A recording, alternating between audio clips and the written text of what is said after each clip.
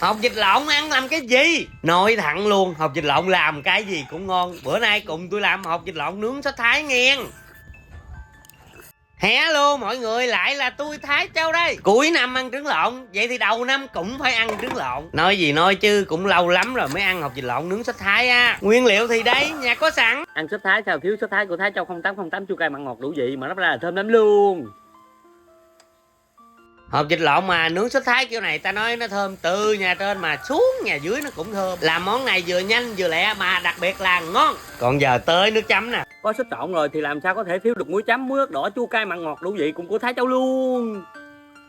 Đó, xay qua một cái là trứng lộn sốt Thái cũng nướng xong liền. Giờ thì rưới nước chấm rồi mình ăn thôi. Mời mọi người cùng tôi ăn hộp vịt lộn nướng sốt Thái nghe.